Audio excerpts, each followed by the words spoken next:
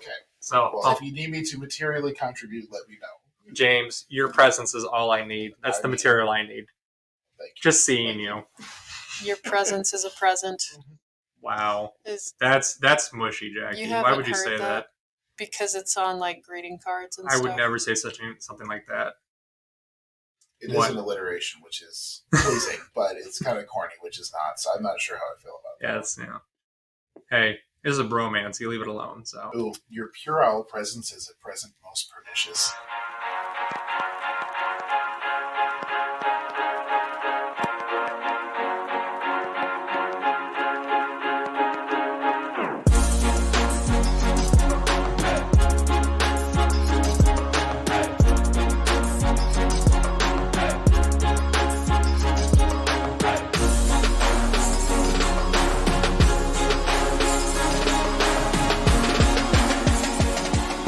Hi, and welcome to Seriously Pointless Conversations About Culture, your seriously pointless podcast about all your nerdy and geek things and your weird and messed up relationships, guys. It's starting to feel like it's a theme that we're going to be having from now on. Today, I am joined by James again. How you doing, man? I'm doing great. Awesome. You know, it turns out that well-adjusted people just don't make very good anime. What are you talking about, movies James? Or anything else. I would watch a show about myself. I'm just saying, watching me putt around the house in my underwear. That'd be pretty good. I know. That's an image. My wife, she's seen that, so that's great. I think you could do it like into great silence where there's no speaking. It's just you just kind of making coffee and walking around. But it's like all you hear is the shuffling of my feet. It's like a new age cinema kind of thing. Exactly. Would you watch it, Jackie? No. Wow. No. Harsh critic.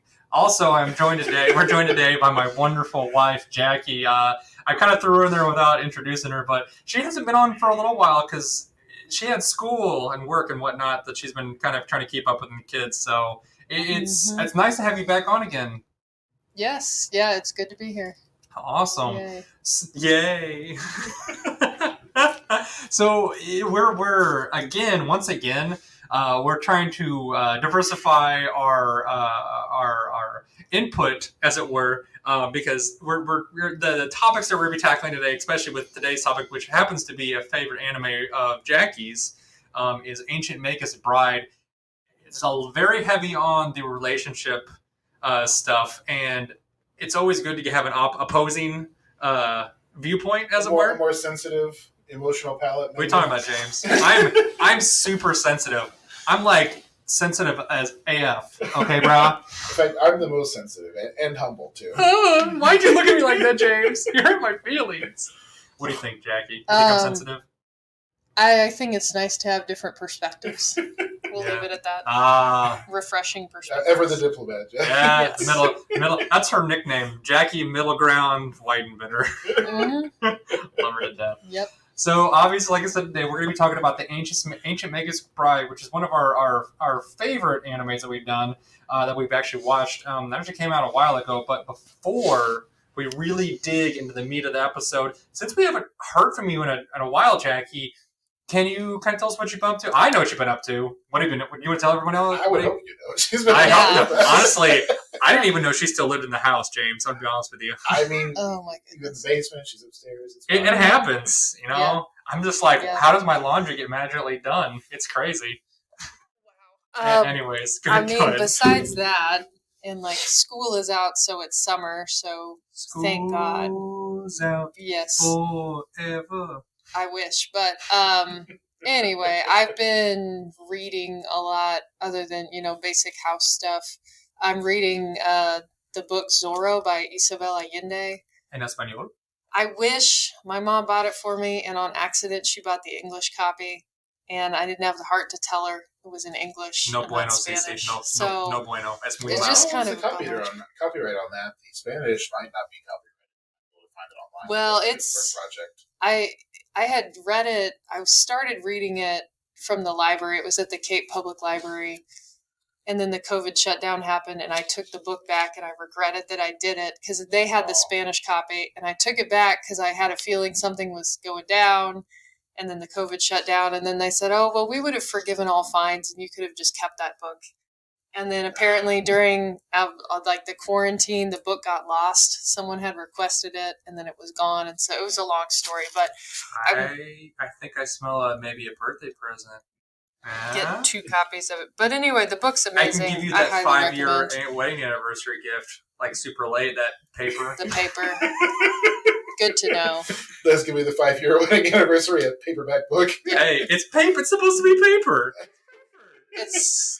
Oh, that's right. The 5 years, like the paper hardcover. Hardcover one with signed. The paper. Okay, a signed hardcover book. That's a present for a bit. Signed by Isabel Allende. No, why would I do that? The author. Now I would find who's the guy that Didn't this book come out who plays Zoro or something? Like, no, this is like no. I would have the book. Senor Antonio Banderas. No, it has nothing to do. Like that's just a dumb movie. Like this is Isabel Allende is a really amazing writer, and she took like Zoro ideas, like the Cape Crusader guy, and built this like huge backstory up for him that she created, and it doesn't really have much to do with the old show. Yeah. As you wish. Okay, good to know. As you wish. I highly recommend. It's a really good good why read. Are you smiling? Because I know something you do not know. Yes. Yes. I am not left-handed. I am not. Fascinating.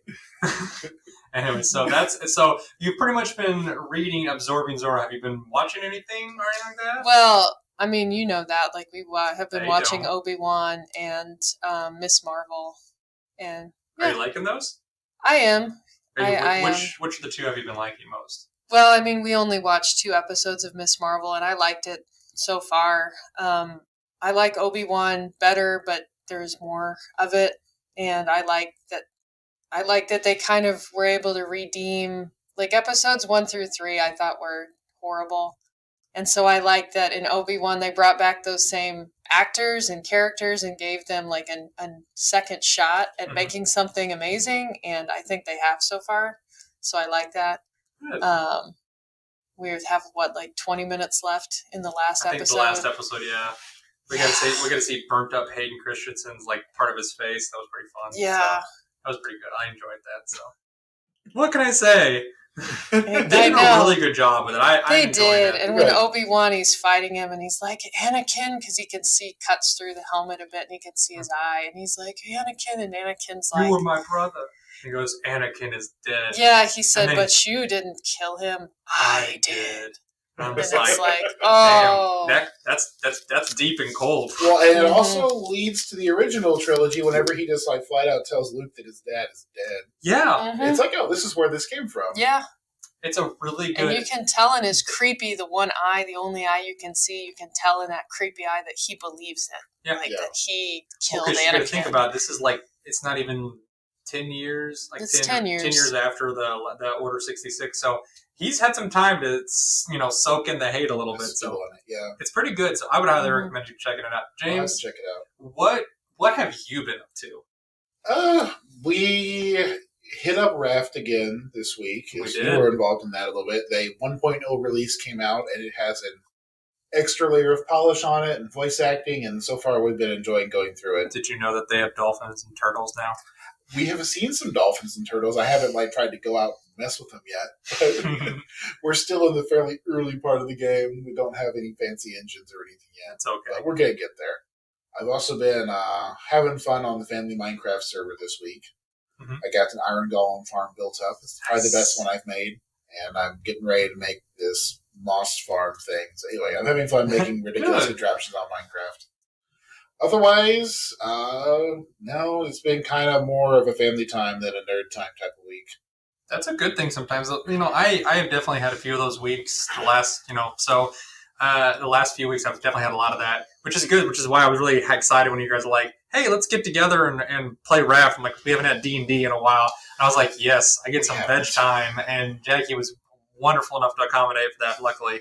And we did very well. Like I said, we had a lot of fun with that. So that is definitely true. Have you been watching anything else, or I've been really enjoying Spy X Family. Yep. And the other surprise one I thought I found myself enjoying more this season than I thought I was going to was the My Life is Stuck in the TOME game. I think is what it was called. It's a guy who is born. He gets reborn. He's into this dating simulator game. But it's one of the strange ones where it's like a female protagonist and a male harem. Oh. So it's actually pretty funny. So it's like kind of like a fruit basket kind of thing. Kind of like a fruits basket type of thing. I like it. If Kelly was down here, she'd be angry about that comment. That's why I just had to say it because I knew that's what we kept on saying last time about it being a reverse harem, and she's like, "It's not a reverse harem." I mean, a little. It is a little bit. It's more about trauma, but it's kind of a reverse harem. It's not wrong. So, well, that's awesome. I'm glad even you guys have been kind of catching up with your own perspective things. I know you mentioned a few of the things that we've been up to, Jackie, on Obi-Wan Kenobi and Miss Marvel. I've really enjoyed those. On my own, though, I actually started playing. So on Xbox Game Pass, I don't know if you saw the new Teenage Mutant Ninja Turtles game came out. Oh. Is it new? I thought it was like the old arcade one. No, it's brand new, but it's in that same style, and it's not that hard to play, and it's very fun, James. Is this like an arcade beat 'em up, or is it more like a platformer? Or it's an arcade beat 'em up. Okay. It's got that side scroller. It's got, it kind of does that same move that the old, you remember the old one in the Chuck E. Cheese? Yeah, that's what I was thinking about. That's exactly what it plays like. I might have to play it just to satisfy the 5-year-old in my heart. We can play it together, Jay. I beat the game. I will play with it. You've already beaten it? It didn't take that long. It took like 5 or 6 hours. It's not that long at all. Okay. It's like 16 levels with a boss fight on each of the end of them. And you can actually play it more where you level up all the characters up to like level 10, and every level they get something new. Like first 2 levels, after the first 2 levels, you get like an extra life, and then you get special bonus attacks, things like that. Your sword sets people on fire, or some crap like that. Yeah, and it sounds amusing. And it's very fun. So you can actually really get into it and really level everybody up. They have little secrets you can find, things like that. They have a lot of the old TV show characters. Like, you have to find Vern. I don't know if you remember Vern. He was like one of the camera guy or one of the reporter guys. I say he's like the reporter, and there was who was the pizza delivery guy? Because he was a character. You're talking about there's Casey. That's from the movie, I think you're talking about. But Casey Jones is the guy that's he's all the sports equipment, and he beats people up with it. He's actually a playable character in it. Really? And so that's after you beat the game. April and Splinter are playable characters in this, and they're pretty fun actually. But you have to find some special secret pickups and things like that to get extra little points that really don't mean anything in the long run, I'll be honest with you. But it's fun. So there's enough to it that it fills it out. But the real thing that just makes me love this game is the art style. Mm-hmm. I mean, it is just pitch perfect like the old video game, but it's got a nice little polish on it. Nice. And it's got enough game mechanic fun with it. It's not hard at all, James. Like I said, I beat the game in 5 or 6 hours, so it's not great. that We'll bad. Have to try it out. It's a fun little romp. So, but yeah, I've been doing that, and then I've been catching up a little bit, like you said, with some anime. I have also been watching Spy X Family. I watched a couple episodes of that, and then I started watching the Skeleton Knight show. Oh, I forgot that one was actually really good. I have gotten to the point where they are now. He's getting teamed up with the Elf Kingdom, and he's going to go help them save some of the slay. That's where I'm at right now. I don't know if that's the last episode they came out with or not, but I'm enjoying it. So I want to see what happens. It looks like it's going to be fun, and it doesn't look like a stereotypical kind of I died and got dropped into this new world. It's fun. I think it's going to end up being one of those slightly above average animes. It's fun. I'm enjoying it. I don't think it's going to be let's come back and watch it for a second or third time like Magus Bride. No, definitely not. It's definitely does not have that level of polish, but it's going to be nice to it's actually grabbed my attention enough. I'm like, oh, I'll watch this. It's not like a lot of other things. It's rare these days to have an Iseki that's still fun, on the 6th episode. Oh, absolutely. So it's good. Usually, like you said, you hit that 3rd or 4th episode, it's just kind of it kind of drops off. It's like the one a year or two ago, or a couple seasons ago, they had the wrestler Iseki, and the first episode was hilarious, and the second one was fine, and the 3rd episode is why am I watching this show? Yeah, it's a complete and utter waste of my time, is what it feels like. So, yeah. But yeah, that is basically what we've been up to. Do you guys have anything else to add before we get in? Nope, let's get into the big fat meaty drumstick of this episode? I'll be honest with you. The food description, or the way that they detail the amount of detail that they've had on the food that we see in this show is amazing. So I was watching a few episodes. Do you remember this? Really, I find the thighs to be the best part. That's right, you do. You like my thighs? nice juicy. That's right. Too derailed. He just likes thighs, Jack. You don't let him. I mean, Yeah. I was talking about chickens, Jackie. I don't know what you're talking about. That's right. Get your mind out of the gutter. Yeah, Julia Child said the chicken thigh was the best part of the bird. So Alton Brown agreed in such august company. Who am I to question it? Just remember to baste it in butter, James. Save the liver. The liver. The foie gras is the most delicate part of the chicken. I don't know. Foie gras. I'm just stringing words together, okay? I'm just Not the a talent, chicken. Jackie. I'm not the intellect. That's Okay. James's job, okay? Read the plot now. Anyway, so we're going to be digging into the what's that, Jackie? Stop that foolishness. That's what you're going to tell me. We're going to be digging into a wonderful anime, guys. The Ancient Magus Bride. All right, so a little bit about this before we get deep into it. The Ancient Magus Bride is a Japanese manga series written and illustrated by Kore Yamazaki. I looked it up beforehand. Kore Yamazaki. And it was serialized in Mag Garden's monthly Comic Garden magazine and is licensed in North America by Seven Seas Entertainment. It was put into an anime series that aired from October of 2017 until March of 2018. And they actually did an OVA that was released last year in September. I was wondering if they're going to be doing a second season of it because they haven't caught up with the manga yet, have they, James? I think they're going to. I heard some rumors. I'm still waiting for the OVA to be dubbed in English on Crunchyroll. It's in every other language, which makes me think it got licensed by somebody. But probably. I think they're going to do some more. It'd be really fun. I'm pretty sure there's a trailer. I thought I saw a trailer for the next season. There's a trailer for season 2, yeah. Okay. I thought it was supposed to come out this spring, but I guess not. Maybe it's going to be a summer or a fall. It might have gotten delayed. I'm good because I was expecting it to be part of the spring anime, but it's just not. So It happens. Well, I watched the OVA, and I would say for anybody who's like looking into this, watch the anime season 1 first. Okay, so I guess I'll go over the plot. Yeah. Yay. So, having been ostracized by both her relatives and partially by society, orphan Japanese high school student Chise Hattori decides to sell herself at an auction in order for somebody else to take her in and have a new place to call home.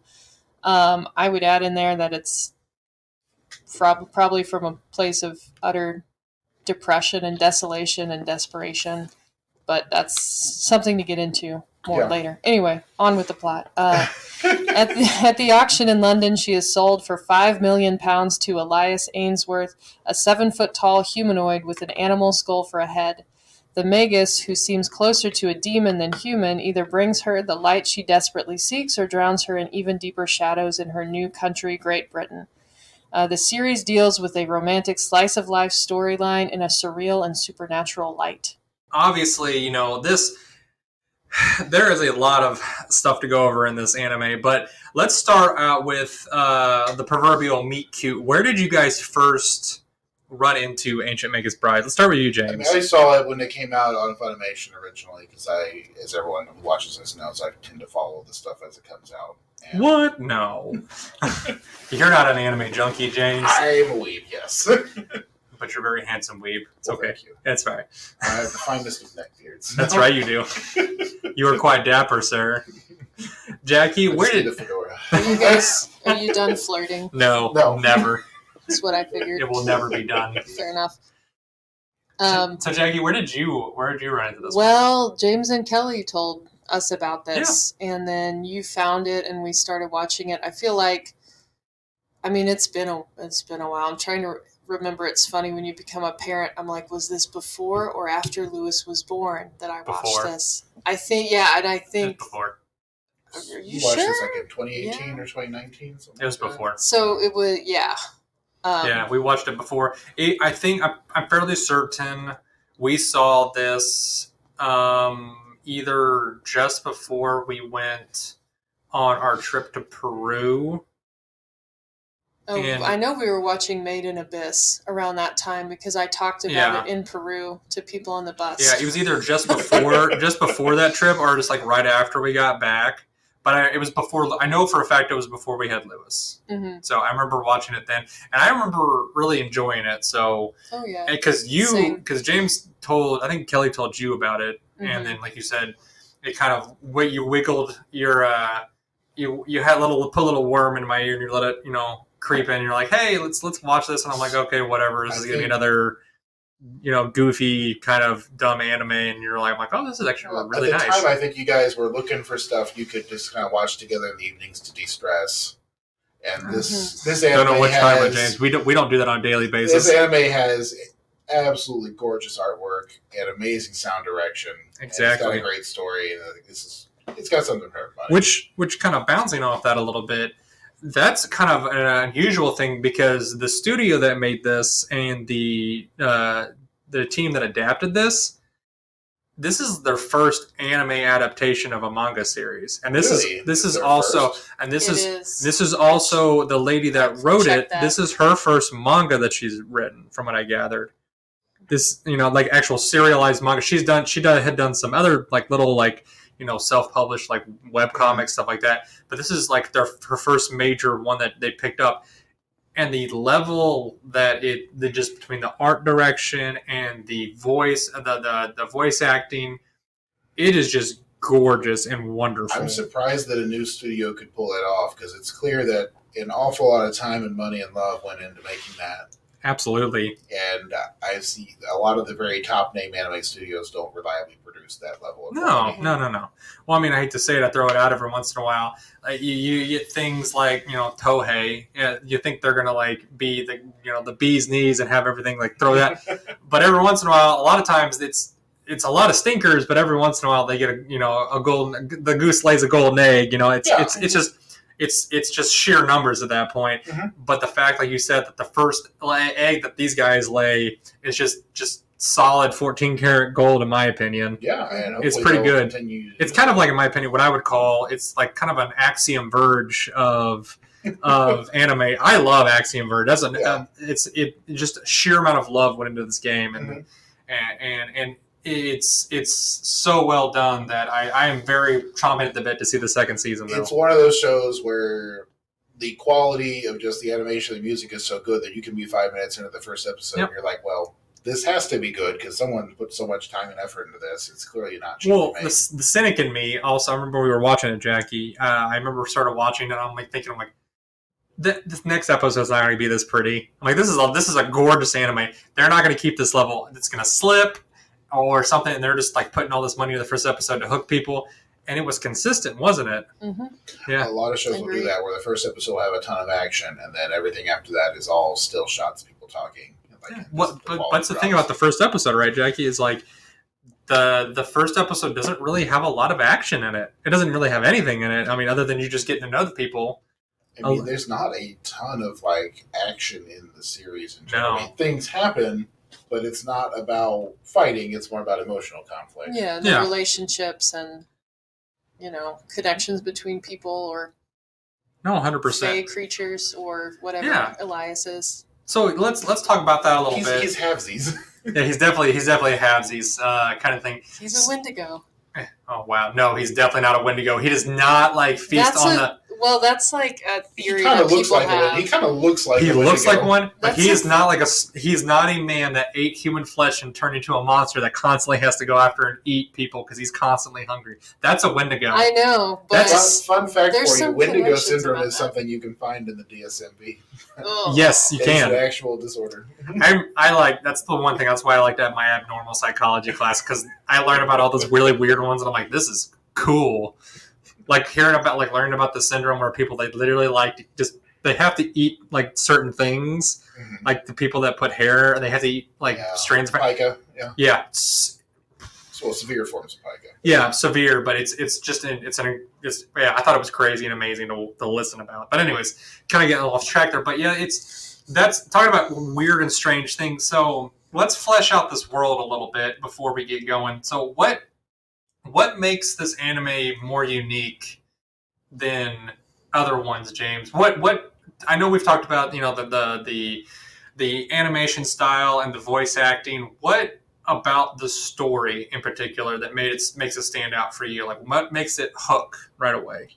So, I mean, it's fundamentally a story about Chise. She's the main character, and it's about the way she perceives herself and her self-worth and her relationship to the characters around her. And like Jackie was saying, in the first episode, you have an otherwise ordinary girl who has been so beaten down that she decides that the best thing she can do is sell herself into slavery, so at least somebody might get some use out of her because she's so pathetic that otherwise she would just be wasting her life.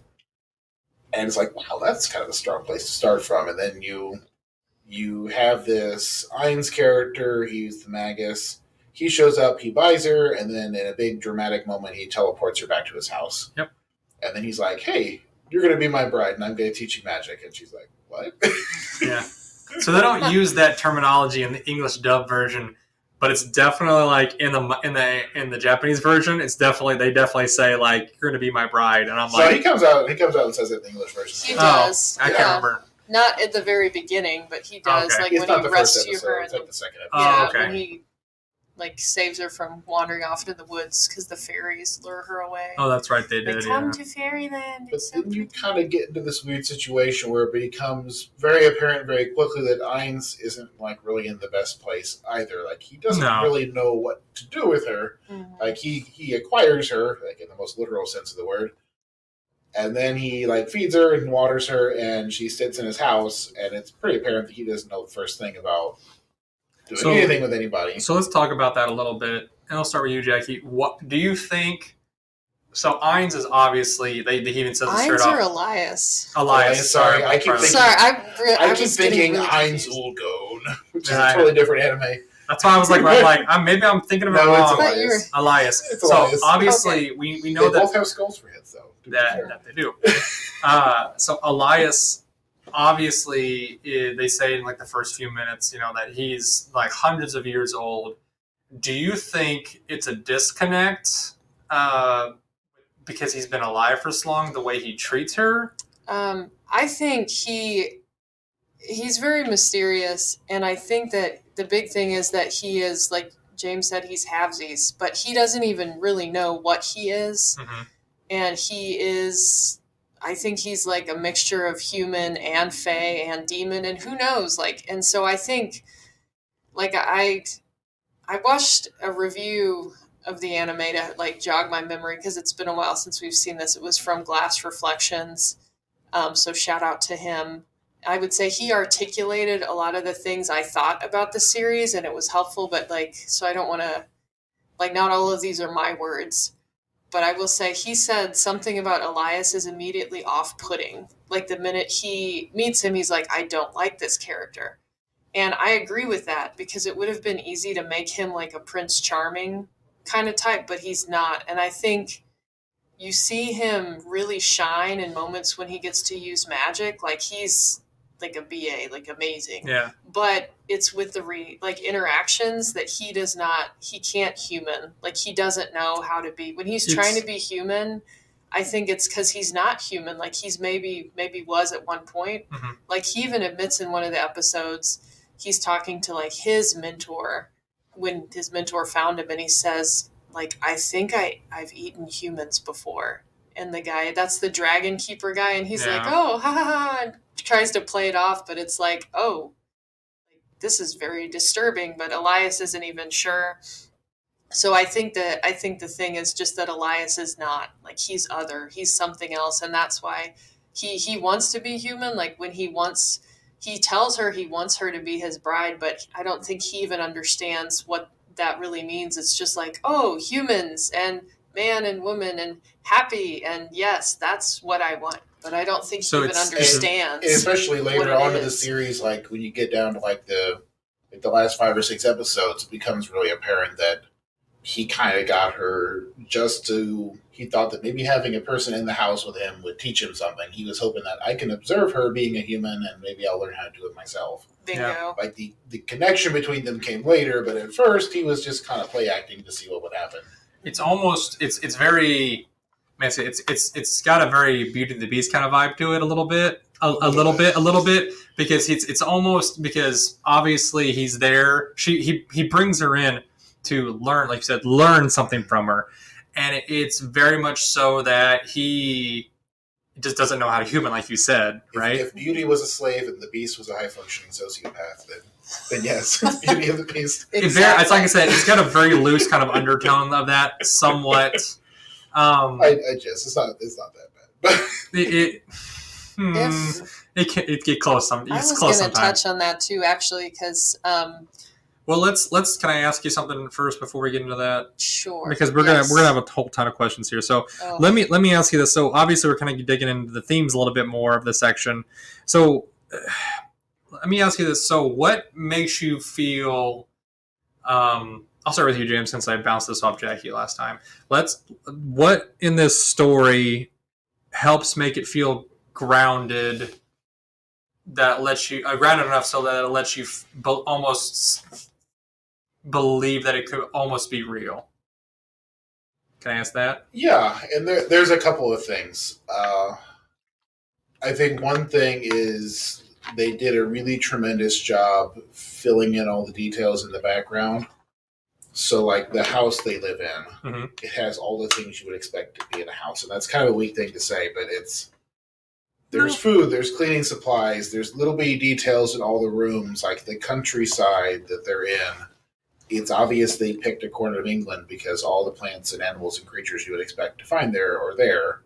Like they were very careful to ground it in the real world. And like most good fantasy, part of what makes it fantastical is the contrast between the fantastic elements and the normal stuff. And having those normal everyday scenes sprinkled through everything, having this really well-grounded world, even like their visits to London, where you see the more modern London, it grounds the world. And so then you get this tremendous contrast between the fae and the mystical elements and then the more grounded world we're all familiar with. And that's what makes it feel real in a way that a more fantastical anime or movie or whatever just doesn't. I died and was reincarnated as a slime, James. Exactly. It's like it's not grounded in the real world. It's not grounded in reality at all. A completely different place that has, the vaguest recollections of the human world. It's got Earth, it's got people and stuff, but it looks nothing like our world. And I think the soft magic system helps too. It's not a hard magic. They're not like quantifying things. Yeah. They don't really explain the rules of what's going on. It's just kind of what it is. They let it be magical. So let me ask you this, Jackie. Who in your opinion, does this just equally as well? I mean, come on. Hayao Miyazaki. There you go. I'm just throwing you a softball here because I know I think that's what, in my opinion, I think that's kind of what drew you to this anime, honestly, because you are a huge fan of his and you love all the little details and things that he puts in, the heart that he puts into it. But I think what really pulls you into the things is like how easily, I guess, relatable to the worlds that he builds, and you could almost see yourself being in there, right? That's how I've always kind of felt about it. Do you feel similar, or do you feel a little different about that at all? The way he built. Yeah, I do. You're just talking about like comparing Miyazaki to this, just the way they built the story. Yes, and like, the world. For example, like when you watch Ponyo, they have these scenes where like they're sitting and making ramen together and putting ham on it and stuff. Ordinary everyday life scenes sprinkled in with an otherwise fantastic story, and they serve as emotional development. But I think, like I said before, I think the core to any fantasy is to ground it in the non-fantastical. Because I think the purpose of fantasy is to help you recognize what's going on in your own life better by contrast to the fantastical elements. Yeah. So in a weird way, out of a totally left field way that I saw this, you see this in a lot of other films as well. So like one of my favorite directors, Quentin Tarantino, he does this very well, right? He does this. He takes the mundane and he shoves it in to the fantastical. So like the scene that always pops up in my head is in Pulp Fiction, whenever they're taking the guy down the road and they're basically taking him back to get back to their boss because they owe him money, and they accidentally blow his head off, and there's just guts all over the car, and they're like, oh God, what are we gonna do? What are we gonna do? So they're like, hey, no, they pull into this one guy's place. They're like, hey, we need help, blah, blah, blah, blah. They're like, okay, we're going to call Mr. Wolf, blah, blah, blah. So they call Mr. Wolf, and while they're waiting for Mr. Wolf, they literally just have him change, and they're like wearing shorts and a t-shirt and flip-flops, and they have a cup of coffee. Yeah. And they just sit there and they talk for like 2 or 3 minutes about like the most mundane BS ever. They have an ordinary talk, and that's where you realize, like, oh, this is like their job. This is a day in the office. This isn't like a hero on a journey. This is their everyday life. Yeah, and I think that's where I like that kind of stuff, because you're like, a little part of me's like, oh, a little part of me thinks, I mean, in a weird way, that could be me just sitting there having a conversation with two friends, having a cup of coffee. Obviously, I've never gone out and accidentally blown somebody's brains out and had to have it clean it out of a car or whatnot. No, but it's not that far off from your old job. I mean, you were doing it in a benevolent. Wow, James. Well, you were doing it as a law enforcement guy, but it's moments of violence and adrenaline separated by ordinary everyday life. I mean, well, now it's time to type this report, guys. So, a subject came at me with a sharp utensil and yada yada yada. And then I had 30 seconds of incitement, 8 hours of report writing. Oh my God, I do not miss that at all. So yeah, it's definitely I know you don't miss it at all, Jackie. Anyways, but yeah, that's like I said, it just mirrors real life so well. I think really good storytellers are good at that kind of thing. You need those little moments of emptiness. It grounds things. It gives the audience time to adjust. It makes the characters more. So real. Let me ask you this. So going off that a little bit, in the world of like how well these are grounded. How does this compare to a lot of other anime at the time? So I have a little bit of list. So you have some roughly between 2010 and 2020. Some of the big ones that came out that really popped into my mind were obviously Made in Abyss, Fate Zero, Sword Art Online, Psycho-Pass, Seven Deadly Sins. So how do these compare roughly, or how does this one compare to how well it's grounded compared to the other ones? You want to start with Jackie? I mean, I can say I watched the Seven Deadly Sins and really enjoyed the first 20 episodes, and then was like, okay, I'm done now, because it's the same thing over and over and over again, and there's no real grounding. It's more like bam, bam, bam, action, action, action. Like there's a time and a place for that, and there's countless movies and anime like that, and that's what I felt like. Like, I enjoyed it, and like I liked the characters, but when it turned into just over and over again, we're doing the same thing, we're doing the same thing, we're doing the same thing. It's your classic kind of shonen that exactly. It goes from emotional high to emotional high, and there really isn't. I mean, there's a few little cutscenes, but they're more comic relief than anything else. Well, how about this, James? What about Made in Abyss? Does that, because this came out around roughly the same time? Made in Abyss hits some of the same notes. It's not as grounded into like a clear setting in the real world, but it has a lot of the same little details, like the city they live in that gets almost no screen time, the orphanage they come from, like the way that people are structured, like the types of devices and gadgets they use and that you see laying around. I mean, it is a lot more grounded, and as they go down into the abyss, the author always drags you back to the mundane details of what they're doing. Like, they're looking for food, they're looking for water, they're dealing with the reality and trauma of what they're going through. The focus is more on what the characters are experiencing and the environment, and it's not so much on the adventure of the quest. They're in an upside down level, or level of the abyss, tree level, and they're literally just trying to like find a place to sleep without falling down, which is great. And that's something I like about David Eddings as a fantasy author who does the same thing. Very good. One other thing I thought was genius about his otherwise, I like David Eddings. It's one of my favorites. He's very good, yes. So let me ask you this. So kind of going off of what James had said earlier, Jackie, involving like the mystery behind the world and what they don't really fully explain. So how do you feel? What do you feel within the story? How do I want to say this? Do you let's say this? So obviously there's an air of mystery about the story, right? What specifically in the story do you like that they don't fully explain that amplifies the story? Can we say that? Elias is one, but also like James mentioned, the spells and the magic. Like, it's not all hammered out exactly how it works. It just is the fairy world, like the fae world that she travels to several times. The dragons I enjoyed that. Like Yeah, when they go to Dragonland. They're just Dragonlands. In Norway. And all I can think of is whenever you say Dragonland, it's like, wee, it's Dragonland, and I'm on a roller coaster, like, wee! Mm-hmm. Anyways, like, do you remember the little dragon roller coaster at the county fair that we have here? They used to have that a lot of times. It was disturbing. Well, it's like they don't explain things to death with giant info dumps. Yep. They rely on what they've shown visually and the context for you to pick up a lot of stuff, but it's kind of shown through Chisei's lens. Like she's going there, she's experiencing it, and you have kind of a very organic way of the people around her talking and developing. And so they, unlike some other shows where you might sit down and get a 5-minute exposition whenever you enter a new area of the map, so to speak. And I think that is part of the reason the story is so relatable. Again, referencing the Glass Reflections review I wrote that I watched. Sorry.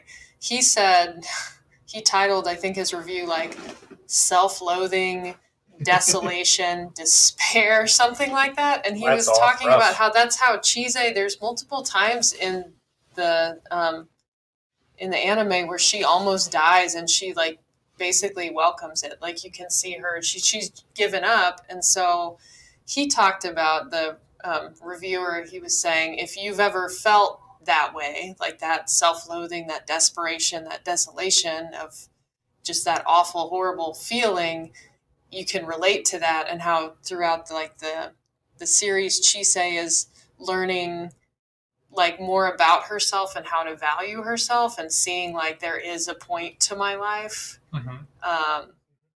So having everything through her lens, and I think she is a very relatable character because we've all had bad moments, and it's like you can see yourself in that. Like, oh, I felt that. About Jackie. I've never had a bad moment in my life. Well, I mean, everybody except for you. That's right. Obviously, I'm obviously everyone else. I'm Herculean in my stoicism. I don't have bad moments. No, and you're right. And I also really sympathize a lot with Elias as a character too, like the way he's like struggling to understand the people around him, the way he's trying to fit. Come on, James. The way he's trying to fit and interact with people, like the difference between what he's trying to make happen and what actually happens. Like, because the poor guy can't. He just doesn't know. Like he just can't human.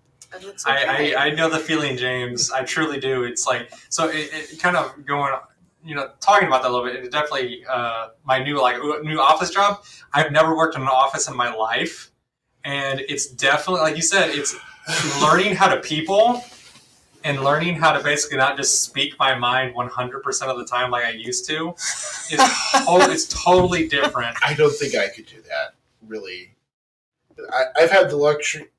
I have a luxury in my profession of there's a clear goal, and the vast majority of people are working towards that goal. Yeah. And if something is wrong, calling people out on it is the culture. It's what you're supposed to do. Yeah. There are some personalities who don't take that very well, and there's politics like everywhere else, but it's not... I couldn't do a regular office job. I mean, people will die if you guys don't do your job correctly. So it's it's very important. Well, the prime example I like to use is whenever I was a cop, because this is you have to be direct with people when you do things like that. It's the same type of thing. Like there's a clear stake, there's a clear goal, there's a right way to do it. We were going to a house to serve a search warrant on a felon for he had some gun charges and like some statutory sodomy stuff going on, but anyways, really bad dude. We'll just say that. And we've dealt with him. We had dealt with him in the past, and he'd always been violent with us, and he'd usually had a firearm on him. Well, we had a new guy with us. This was a while ago, so you can probably guess who it was, Jacky. And I'm hugging as like we're getting ready to breach the downstairs, because they're like, yeah, like we're pretty sure he's downstairs in the basement. And as we're getting ready to go downstairs, like go down, there's like a stairwell down to the basement door. And like I'm hugging the wall, and because I'm thinking, like this is what you have to do, because if somebody shoots, they're going to come out through that door, all that jazz. And if you're up against the wall, it's a lot harder for them to hit you once they shoot at the wall. Well, the new guy, I'm not going to say his name because I love him like a brother, but he was new at the time. He was up against the stairwell going on the opposite side, and I grabbed him. I was like, "Get the fuck against the wall!" Yeah, and like you just do that. And I told him later, I'm like, dude. Like, at first, he kind of was like got a little mad. Yeah. But I was like, later on, I pulled him aside. I'm like, dude, I was not mad at you. I just don't want you to get hurt. Yeah. Like that. And I vividly remember that. I was like, because that's like you said, it's our job to call people out whenever you're in these kinds of professions to make sure your buddies are safe and that everyone gets to the goal that they need to do, and that everybody gets home, right? Yeah, exactly. That was kind of one of those things. So I just remember doing that. It's just, I can't imagine moving into the office environment where people's egos are sometimes more important. Mother of God, are more important to them than achieving the goals that they supposedly are setting out for. Holy crud, dude! I can't imagine. Luckily, one of the people that's in charge of me, she's super straightforward, and I love her to death because I can be like, "Hey, blah blah blah," and she's like, "No, yes." And I'm like, thank God you are here. Please don't ever retire. But I know you're probably going to retire in like 10 years when I'm still here, and I'm just going to be like, no. So, but yeah, that is one of those things. It's definitely being direct and learning how to be around people. That is something that I think Elias really has to he evolves through the season, right? Like all of us do eventually in life. And it makes him a very relatable character, like you said, James. And that's why I really enjoy watching the show, because I feel like a little kinship with him, right? Yeah. Just a little bit there. So, and something you mentioned I want to springboard off of here is there's a contrast in the show, which is one of the major themes between the Fae characters and the non-Fae characters. And this is kind of what's at the heart of Elias's character, too, is that, and this isn't the only show that's done this, by the way. Lots of shows have done this, but the Fae characters, they have a fixed nature and a fixed personality. Like when they're on screen, they're kind of caricatures, really. Yes. It's like even the really powerful ones like ObiWan and Titania. We're talking about. Well, like they have a nature, they have a role. They are born knowing the rules and knowing what they're supposed to do. And so, like, we have the Graveyard Hound, we have the Ashen Eye, we have these Fae queens and kings, and they're all kind of caricatures. They're just like, they are an intelligent being who's just kind of following the rules and going through the motions. And in fact, like, you'll even see them like trying to call Ainz out or Elias out. We know who you're talking about. Or whenever Ruth first transforms into the Graveyard Dog, they're calling him out, saying, "Hey, do what you're supposed to do." Like, it's like, why aren't you doing your function? Like, you'll be happier if you just do what you're supposed to be. Their function is their life and their purpose. It's what they are. Like, they're intelligent, but they don't necessarily have free will. And so they are, in a lot of ways, the foil to Chisei and Elias, because, like, the beginning of the series, that's kind of what Chisei wants for herself. She wants to have clear guidelines in her life. She wants to have someone to tell her exactly what to be and what to do, so she doesn't have to think and she doesn't have to feel worthless. By the end of the series, she rejects the Fae offer whenever they were offering to let her come there and live there and eventually become a Fae creature herself. And it's kind of the same thing with Elias, too. He was born a creature in between, and so he feels like he should have these rules and these functions, but he just doesn't. But he also has this freedom of will and doesn't know what to do. Anyway, so you have this dichotomy, this split between the Fae and the non-Fae elements, and in a lot of ways, what Elias and Chisei are superficially looking for is this type of certainty and self-assurance that the Fae creatures have. Yeah. But as the show kind of progresses, it reveals, how hollow this is and how ultimately meaningless it is. And it's, through their own self-actualization, their own discovery of, their worth, they're going through this desolation that, well, they're not good by the end of the series, but they're better than they started out. They are definitely better. So, like I said, I think there's going to be more. They probably will. So you briefly touched on like the Fae creatures and I guess the way they interact with the people in the world. So they're essentially like the most magical creatures in the world, essentially. Yeah. So what about the magic system in the story makes it stand out from other magic systems, Jackie, other than...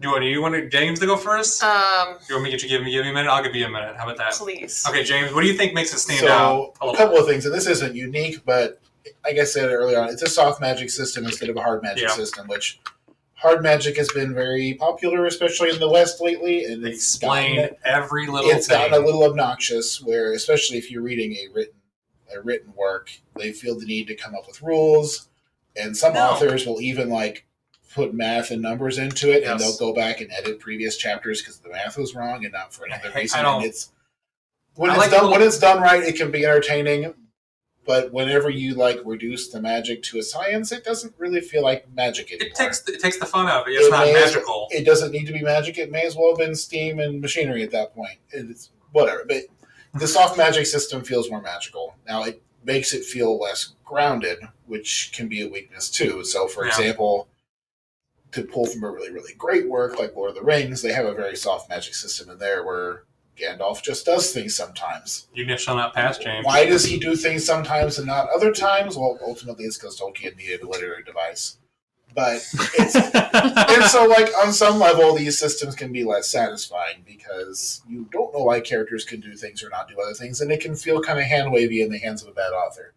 In the hands of a really good author, it preserves that feeling of mystery. It preserves the magic of the magic. I think that is one of the things that really stood out to me about the magic system because that just hasn't been done lately. Another thing is that the magicians themselves are not independently powerful. They don't have their own magic. Yeah. They're borrowing the magic of the fey creatures around them, and the fey creatures are cooperating with them to let them do things.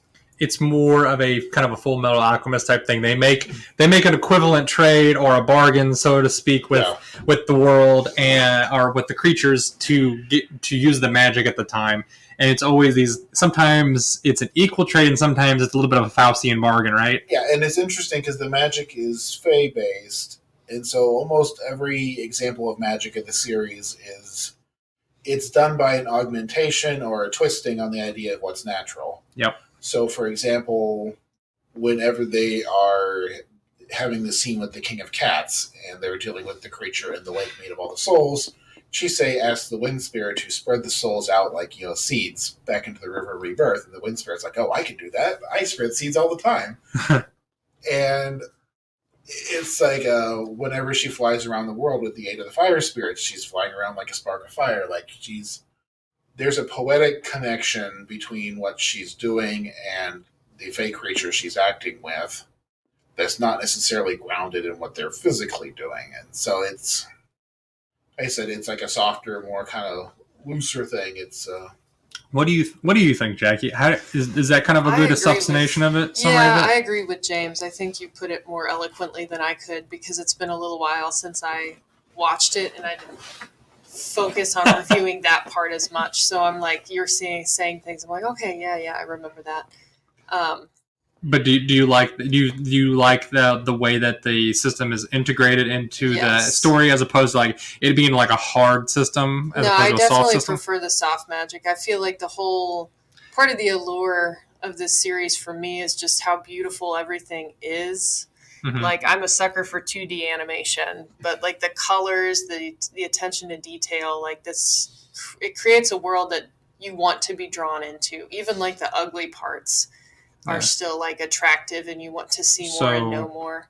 So jumping off that a little bit about some of the ugly parts, it's kind of a personal opinion though too. So let me ask you this, Jackie, let you think about it. So obviously Elias and Chisei's relationship is definitely a strange one initially because you don't think whenever you get into an anime, you think, oh, we're going to start this off as somebody sold themselves to an auction to be bought by somebody.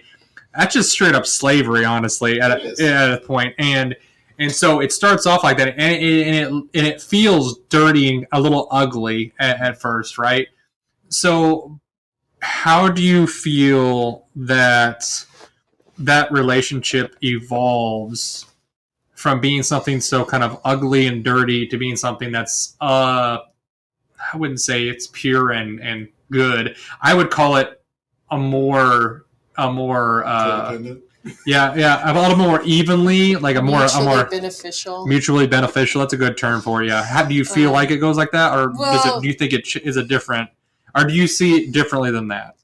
I see it as very interesting. I actually reference, I don't remember if I mentioned this before, but I watch sometimes a girl named Lindsay Ellis a critic, and a writer. She's awesome. You should check her out. But she had a whole episode on YouTube called My Monster Boyfriend. And it was when The Shape of Water came out, which I really did enjoy that movie. But a lot of people, thanks. You don't need to do the motion, David. We know what you're referencing. James got it.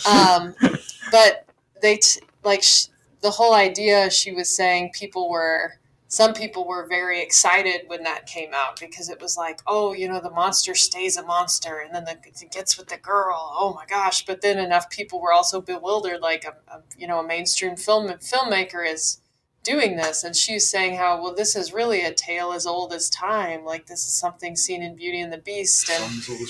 But I think, the interesting thing is in a lot of stories we have like this, like with the, monster or animalistic, like the beast, it's a transformative arc.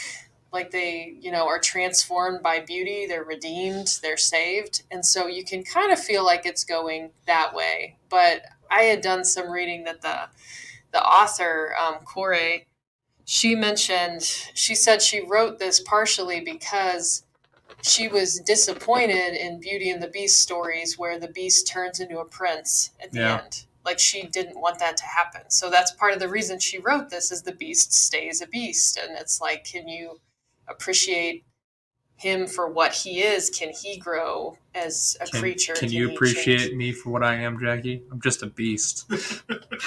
I don't even want to dignify that with the response. The correct response is tale as old as time. Okay, yeah. So back to your question, like their relationship. I gotta throw lost right over there. This is a daily occurrence, by the way. This is what she does. She just ignores my saying. If I indulge every brain fart you have, nothing would ever. You say brain fart. I say nugget of gold. You say enlightenment. That's right. I am the Buddha here in the house. Wow. She's the fat Buddha belly. Anyways. Let's move on. At least you're the happy Buddha, not the starving Buddha. That's just so sad. I'm the plentiful Buddha. That's what I am. You seem like those living Buddha mummies. It's very creepy. I know. Anyway, now that I've insulted an entire culture, let's move on. Oh. Wow, James. Yeah, just pretend that didn't happen. Yeah. So their relationship is definitely a unique one, an interesting one, like you said, Jackie. I wouldn't call it healthy. I would say some good things about it though, because in another Lindsay Ellis video that I used to watch these in the middle of the night when I was breastfeeding. That's too much information, but you're trying to not fall asleep. It's part of life. And I would watch her videos and they kept me awake. And she had another one that was like, Dear Stephanie Meyer, basically apologizing, like Twilight, it's not good, but it's really not that bad in comparison with so many other things that have come since it. And why did she get all the hatred? But she talks in that YouTube video about how people tore Twilight apart with such hatred, but she's like, in this, The Ancient Magus Bride, which is insanely popular, Elias is well over 100 years old. He puts Chise in a very, very vulnerable spot, and he kind of wants to eat her, and bathes her against her wishes, and all these things happen, but that gets a free pass. I think it gets a free pass because of the level of writing and dedication that goes into this anime. That is true. That, I would say this anime it's like comparing Mark Twain with a dime bin comedy book, or like a romance novel or something. Yes. Yeah, like a flannel wearing romance novel guy on the cover, as opposed to I don't know, something Twilight. We'll just say that. Yeah. Those are even better than Twilight, in my opinion. But anyways, James. Good writing excuses a lot. Yes, it really does. But it's true. To me, the way they develop is interesting. I think Elias's character, he is very afraid of vulnerability. He wants to see people operate according to the same rules he uses for the rest of his life. He's looking to say, well, how do I act in a way which will get the responses I want from humans? Distantly, he's hoping to become more human himself and to feel things and to learn how to recognize his own feelings. But really, at the beginning, he's just looking for rules in the world, and what he's most afraid of is exposing himself and being vulnerable. He doesn't want people to see him as the monster, to be horrified and reject him. And so at the beginning, and through most of the anime, he assumes this very dominant, very controlling role in the life. Like, he is the one who is making the decisions of what they do and where they go and how they're going to do it. He sets the boundaries for Chisei. He assumes this controlling role. Very much so.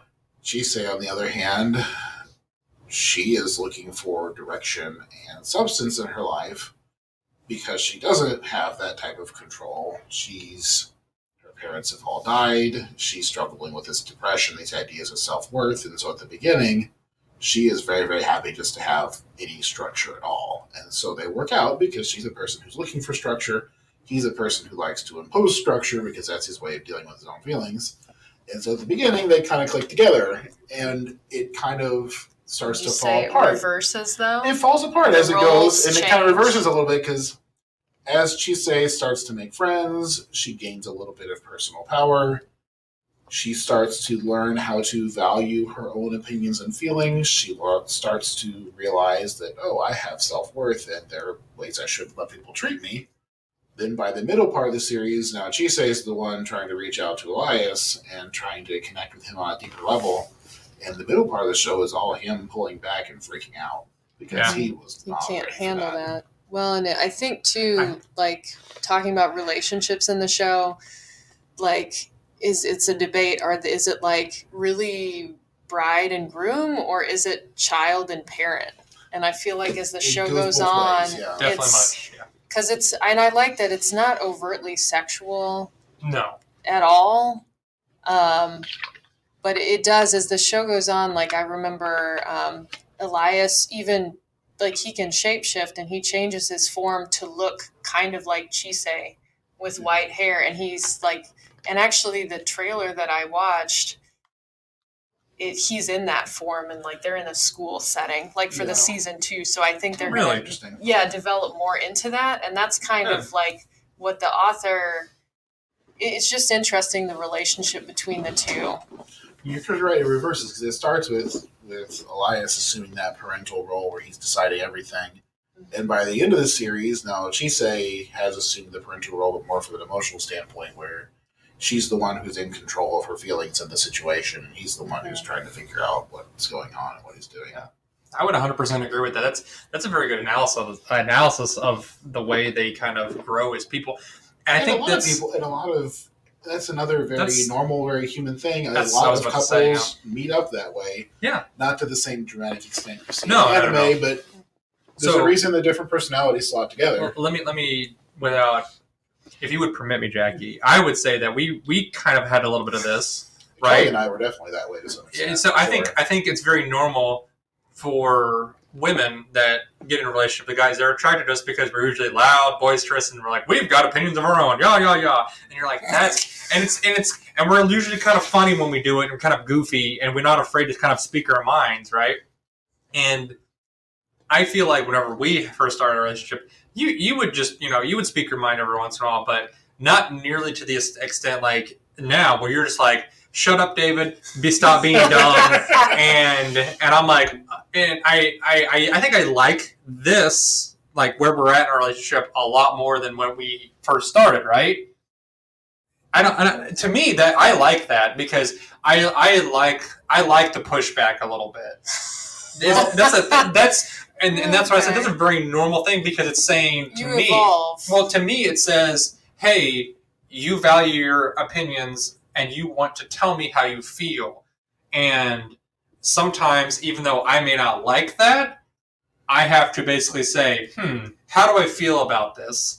Am I going to be mad about this? Am I going to agree with her about this? Is this going to make me sad? What's it going to do about it? You have to think about it a little bit more, right? Well, and this is something we see in the anime, too, to kind of pull it back to that, where this is a normal part, I think, of most male-female relationships is that... Or any relationship. Any relationship, but generally, socially speaking, in our culture, at least, the men are the ones doing the choosing.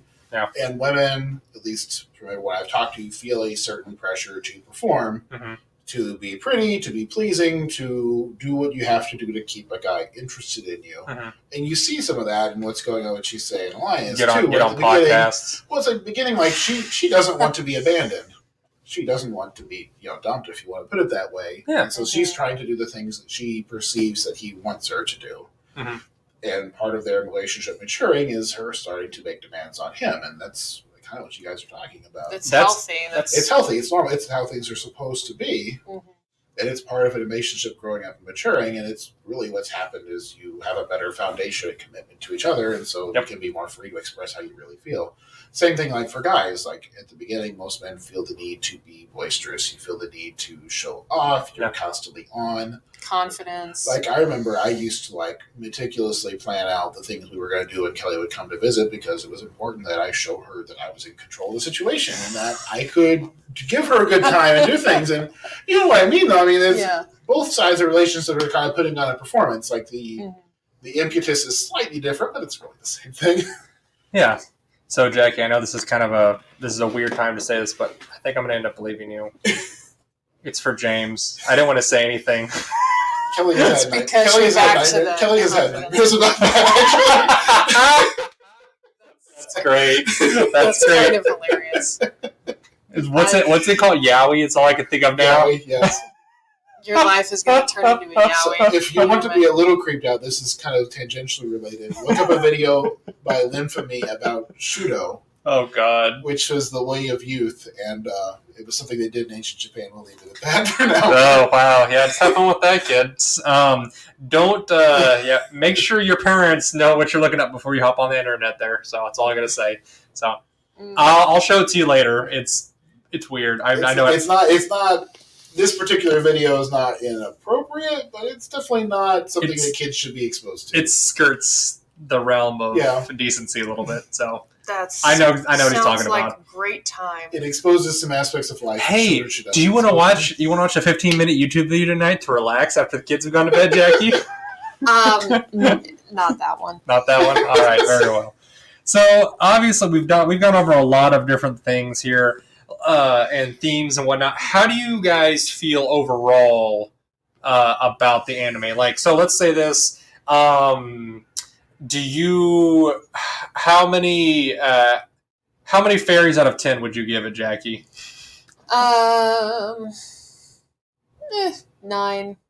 or 10. I could have come up with a better one. I could have said big-breasted Titania's because that was just excessive.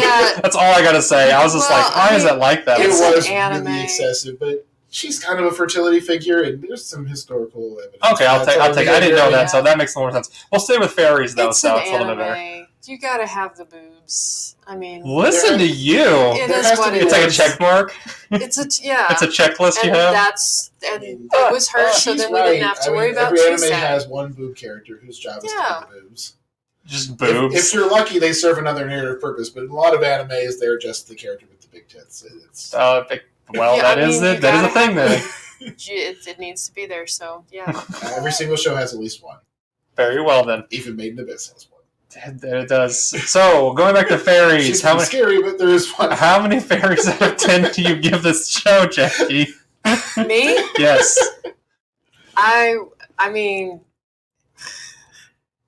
it's hard. 9.5. A 9.5? Yeah, like 9 fairies and then a wing. Like an extra wing floating there. Although much like you said in a wink, and I was just like, a wing. Oh my, Jackie. You're like a fairy's wing.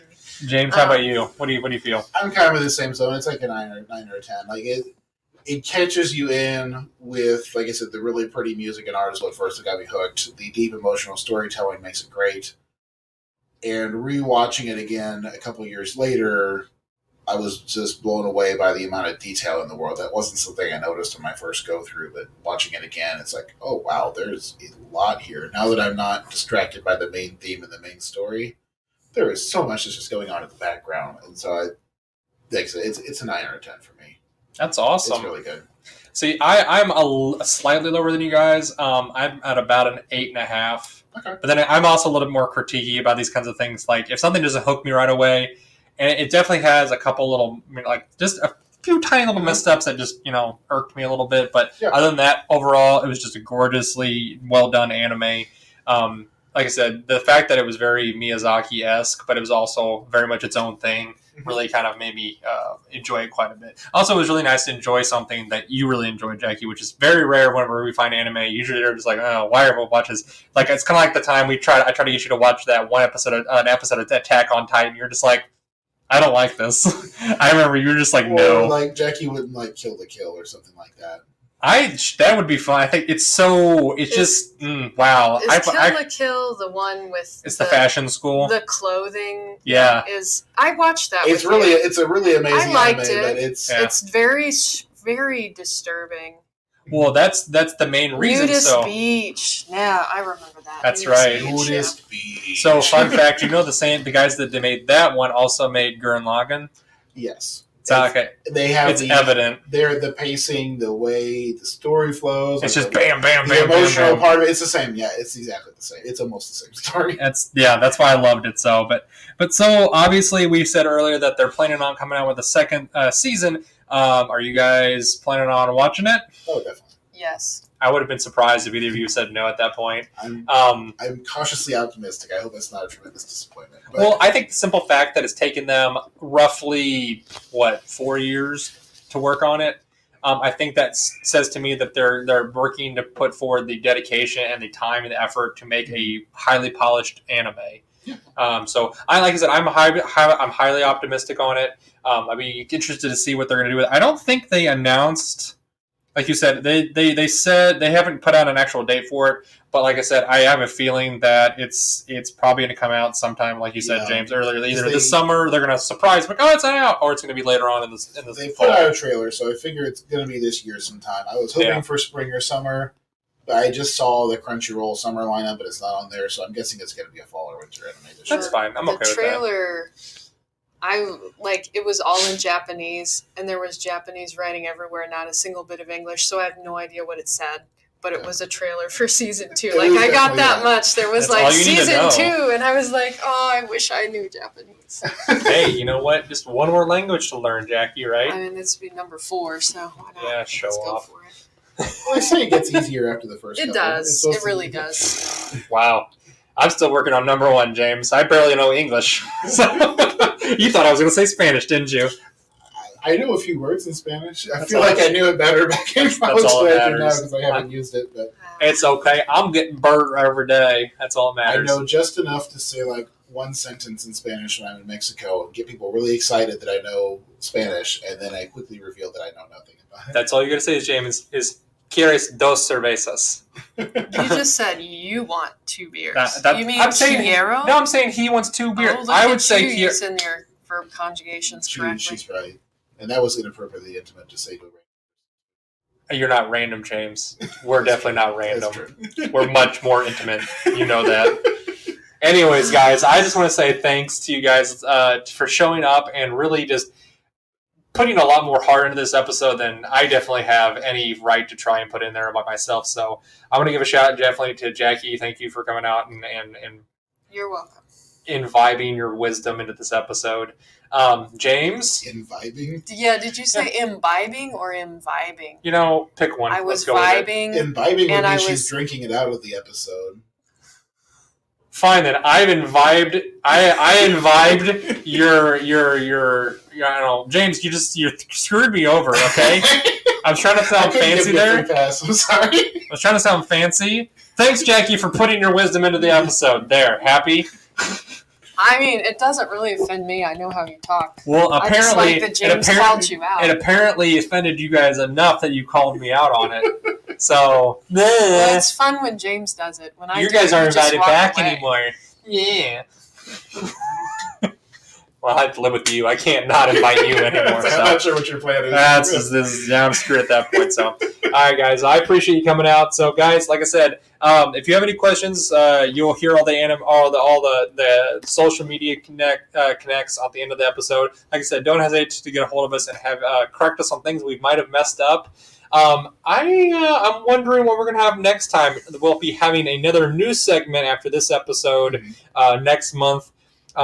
We might, depending on how things shuffle out, I know a couple of us are going to be on vacation later in July, so we might try and get it out a little earlier. If not, I apologize. We might have to triple up in August to try to make up for that. We'll see. It'll work out. We'll figure it out, guys. But yeah, if you guys have any suggestions, just let us know, and we will get to it. Guys, thanks for being here. You're welcome. All right, guys. See you later.